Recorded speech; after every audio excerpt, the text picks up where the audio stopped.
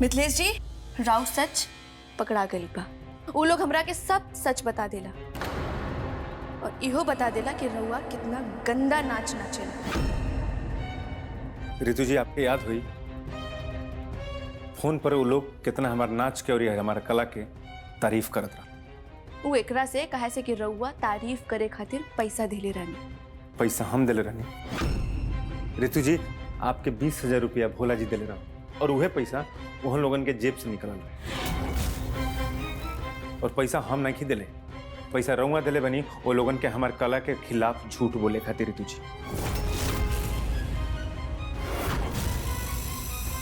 का हम झूठ बोलते नहीं? बोली। हाँ, हमार रहे।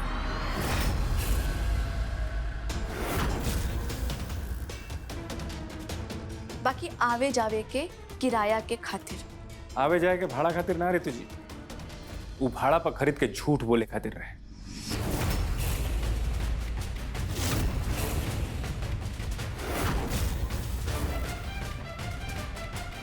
ये सब झूठ है मिथिलेश जी।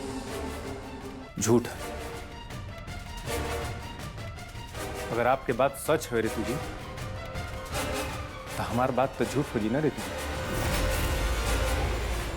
वाह, आज तो मजा आ गया।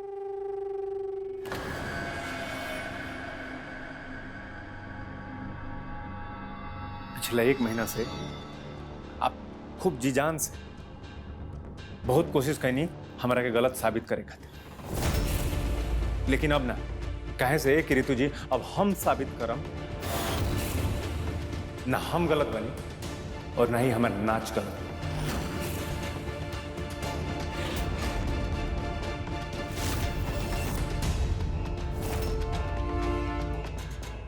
रितु जी, अब आपके छुप छुपा के जा करके हमारे कार्यक्रम देखला की जरूरत ना पड़ी। कहे से कि हम आपसे वादा करते नहीं रितु जी कि जब भी कोनो अगला प्रोग्राम हुई हम आपके अपना साथ लेके जाएंगे और आप अपना आंख से खुद ब खुद देख लें रितु जी कि मितवा कैसन ना चला।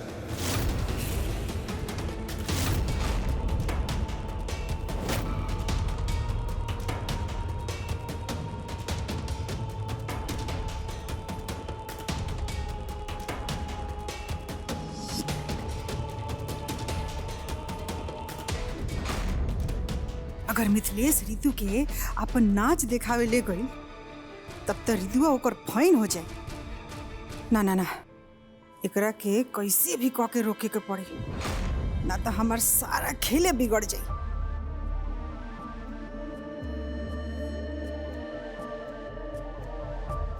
अब समय आ गई बा कि शतरंज के खेल में हम अपन वजीर निकाली।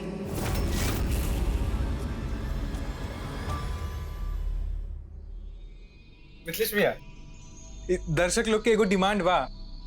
उ लोग जानल चाहता रहे कि राउरी नाच गाना के करियर कैसे शुरू भइल और राउर जिंदगी के ई पहला डांस परफॉर्मेंस कहाँ रहे। आई न भैया, ई बारे में एगो इंटरव्यू रिकॉर्ड करे के बा। चली ना भैया। गोपाल, एगो बात हमारे ध्यान से सुन ले कि आइंदा आज के बाद हमारा से मत पूछिए कि भैया तार नाच कहाँ से शुरू भइल, तार पहला परफॉर्मेंस कहाँ रहे। ये सब हमारा ना सुनाई देवे के चाहिए। बात बुझाइल हमारा उम्मीद बाकी तू समझ गई। हाँ, अगर तारा के पूछे के बटे हमारा कला के बारे में तो तू पूछ ले। हमारा नाच के कला के बारे में कुछ वीडियो बनावे के बटे तो बनावा ले।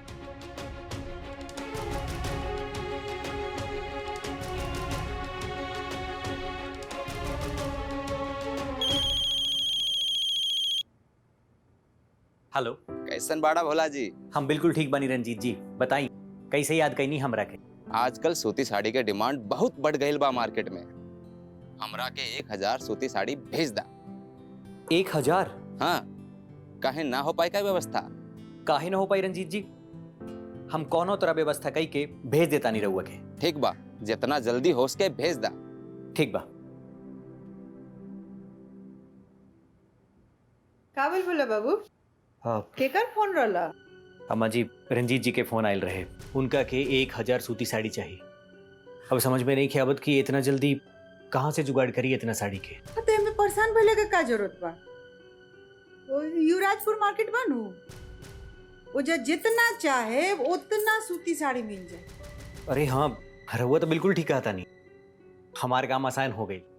बाकी एगो मुश्किल बा कि रउआ वजह से साड़ी नहीं ले सकत। काहे? युवराजपुर मार्केट तो बा बहुते बड़ी, जितना चाहे उतना सूती साड़ी और अच्छा साड़ी रउआ मिल जाए। बाकी हमनी के घर के ना कोई औरत ना कोई मर्द वजह से बाजार ना कर सके साड़ी के। ठीक बा अम्मा जी, रहुआ चिंता मत करी, हम खुद दे वही जा के खरीदारी कर ले। और वैसे भी युवराज बाजार में तो हम भी कुछ लोग के जाने ली। रुकी, अब ये फोन करा था नहीं। चाची जी, भोला जी एकदम सही कहा तारे। अब इतना बड़ा ऑर्डर के हाथ से तो नहीं जाए दे सकत। लाइन हम फोन कर देता नहीं, अभी ये काम हमार है। यह तो हम चाहत रहनी है कि तू युवराजपुर के बारे में जाना, लेकिन हमरा अभी और कोशिश करे के पड़े ताकि तारा अंदर युवराजपुर के बारे में जाने खातिर उत्सुकता बढ़े। लाइन भोला जी नंबर दी, हम करता नहीं फोन। बाकी ये रितु बेटा, तू फोन मत करो। युवराजपुर मार्केट के नु केहू आदमी हमने के साड़ी ना दी। अरे ऐसे कैसे साड़ी न दी? हम कोनो मुफ्त में साड़ी थोड़ो ले लेब चाची जी, हम लोग उनकरा के ऑर्डर देब।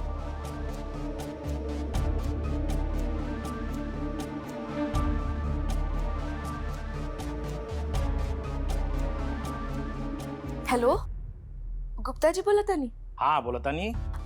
हमरा के पता चलल कि रउआ के सूती साड़ी के थोक विक्रेता हैं। जी जी जी। तो हमरा के साड़ी के ऑर्डर देवे के बा। रितु जी माफ करिया, हम रउआ के ऑर्डर ना ले पाई, काहे कि सरस्वती पूजन के अवसर पर हमनी के 15 दिन के मेला लगेला। अरे गुप्ता जी, हमार बात तो सुनी। अब 1000 सूती साड़ी के ऑर्डर बा, ये बहुत बड़ ऑर्डर बा, बहुत अर्जेंट बा। अब जब रउआ इतना कहत बानी तो ठीक बा, हम कल तक राउर के ऑर्डर पूरा कर देब। जी बहुत बहुत धन्यवाद रउआ के। देखिए चाची, हो गई काम, रउआ झुट्टे परेशान होत रहनी, कल आ जाई साड़ी। तो एक मिनट चाची जी। हेलो, ऑर्डर कहाँ पहुँचावे के बा? एड्रेस तो लिखा दी। जी जी, हम रउआ के एड्रेस बतावता नहीं। मिथिलेश कुमार, मकान नंबर 3, मिश्रवलिया, छपरा। मिथिलेश कुमार? कहीं ये वो मितवा तो नहीं खे? हाँ, मिथिलेश जी बारे। माफ करिए रितु जी, हम वो मितवा या अपने परिवार के साथ कौनो व्यापार न कर सके। और खाली हमनी ना, युवराजपुर बाजार के कौनो व्यापारी ओकरे साथे कौनो व्यापार न कर सके। और हाँ, आगे से कबो फिर हमरा के फोन न करिया। अरे अरे गुप्ता जी, ऐसे मत कहीं, हमारी बात तो सुनी। गुप्ता तरह के हम मना कर रही नु कि फोन मत करो। रवा परेशान ना होगी, हम दूसरे लोग के फोन करते हैं। हेलो ठाकुर साहब, हम ऋतु बोला था नहीं।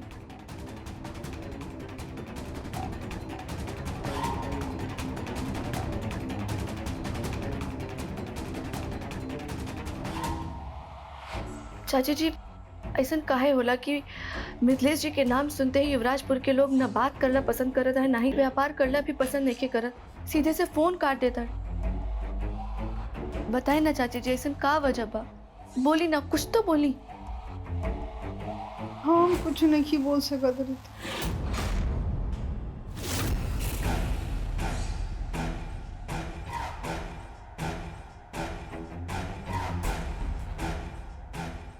अम्मा जी, रवा के तो पता हुई ना कि युवराजपुर में ऐसा का भइल रहे कि वहाँ के लोग हमरा संगे व्यापार करे के तैयार निखे।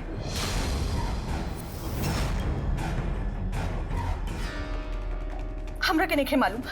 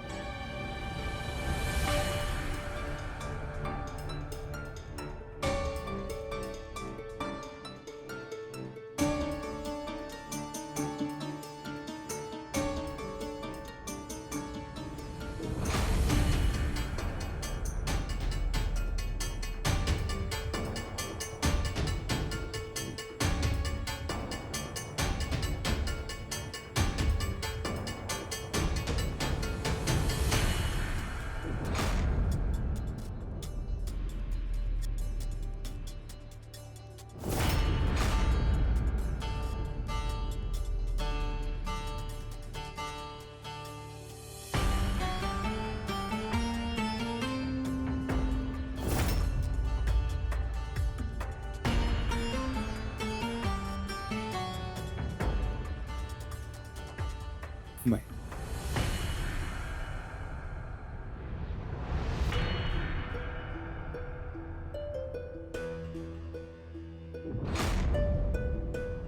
भाई देखना बाबूजी के बाबूजी भाई कितना बढ़िया डांस करते रहलन भाई हमारे से तो लाख गुना बढ़िया डांस करते रहलन भाई हम तो इनके सामने कुछ नहीं की भाई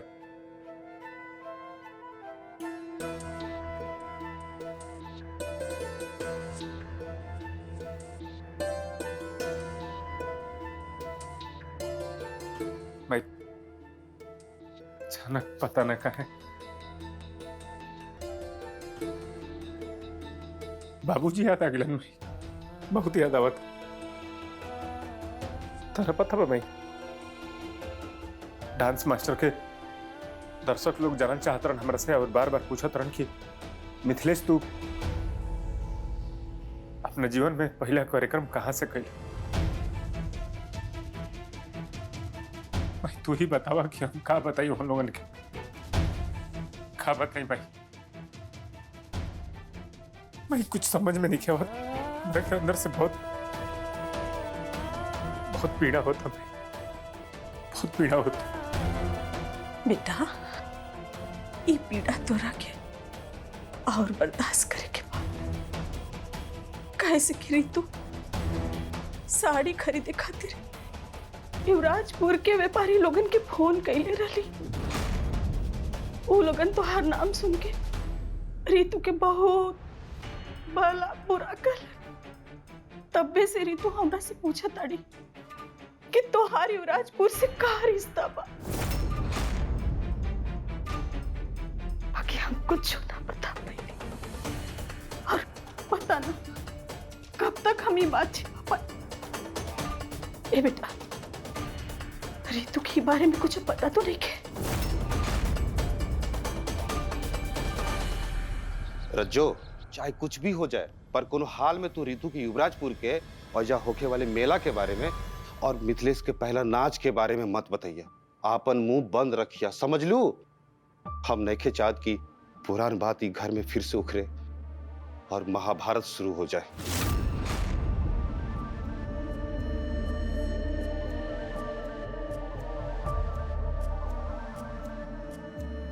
जब महाभारत होखे से कृष्ण भगवान ना रोक पैनी तो हम कैसे रोक?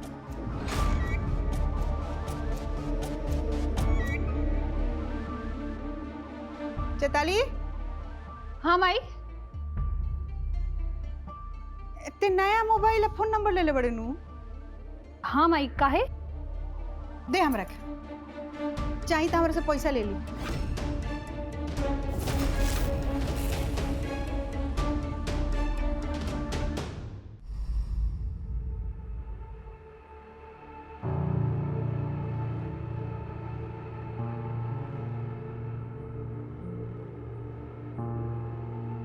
का खोजतन रितु जी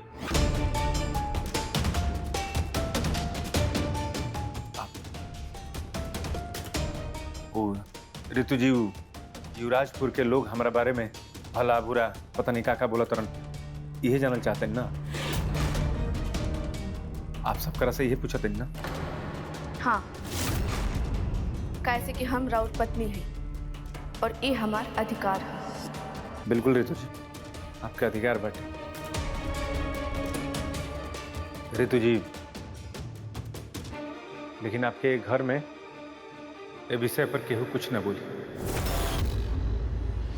सब केहू मजबूर बा सब केहू कैसे कि हमारे बाबूजी सबकरा ऊपर कसम दिले बा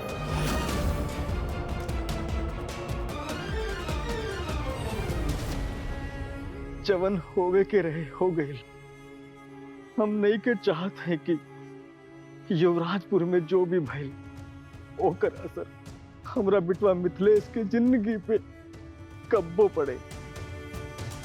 तू सब लोग आके मां सरस्वती के कसम युवराजपुर के बारे में केहू कब्बो कोनो बात ना करी। कब्बो अपन मुंह न खोली।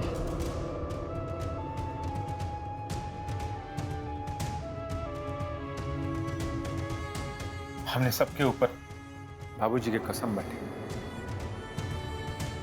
लेकिन हमरा ऊपर तो कोनो कसम नहीं खे।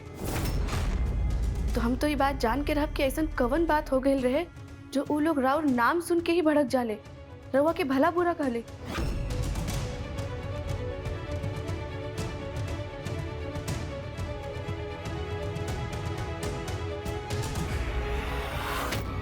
भाड़ में जाए मिथिलेश के मरल बाबू के कसम।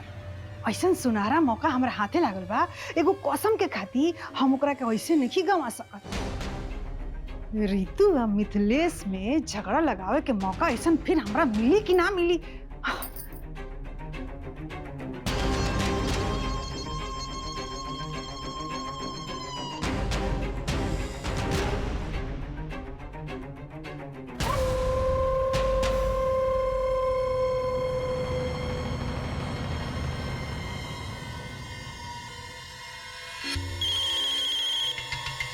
हेलो हेलो, हम युवराजपुर से रानी बोलत तनी। रउआ वजह से हमरा गांव में न बहुते हंगामा हो गइल बा। हमरा वजह से रउआ के बानी? हम गुप्ता जी के मेहरारू बोलत तनी, जेकरा के रउआ फोन कइले रहनी। अरे गांव वाला के पता चल गइल कि रउआ मितुआ के घर से फोन कइले रहनी। हमारा पति के बहुते भला बुरा लोग कहलस। हम एक खातिर रउआ के फोन करनी हनु कि रउआ फिर हमरा पति के फोन मत करे। अब देखिए हमार बात सुनी। गांव में जवन कुछ भी भइल रहे बस रउआ ही हमरा के बता सकेनी। प्लीज हमरा के बताई कि का भइल रहे। हमरा कुछ ना के पता। रउआ पता करी, रउआ तुमका मेहरारू भाई में तो के। हाँ, हम फोन रखा तनी। एक मिनट रुकी, फोन मत काटी, बस हमरा के बताई कि का भइल रहे हो। अरे तो हम कैसे बताई? तुम पूछला तुमका मेहरारू हो। वो हमरा के नइखे बतावल, यही के वजह से तो हम रउआ से पूछत तानी। हम तो बियाह के बाद ही गांव में आइल बनी, हमरा बहुते कुछ नहीं के पता। तू ना हाँ, बस इतने सुन ले बनी कि मितुआ के पहिलका नाच यही गांव में भइल रहे। कुछ भइल रहे, का भइल रही हमरा नहीं के पता। तू ही पता कर।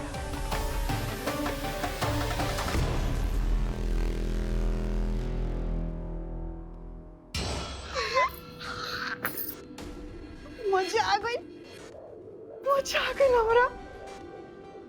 ऋतु और मिथिलेश के बीच में नाच के लेके जन खेला होता नु, हमरा तो नाचे के मन करता।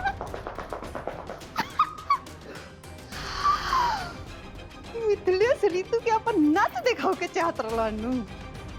हम दिखाए उनका जिंदगी के पहिलका नाच। युवराजपुर गांव में मिथिलेश जी के साथ कुछ तो गलत भइल रहे, पर का भइल रहे ये हमरा के उहिजा के लोग से पता चले। अब हम साबित करके रहा कि मिथिलेश जी कितना गंदा और फूहड़ नाच करेले।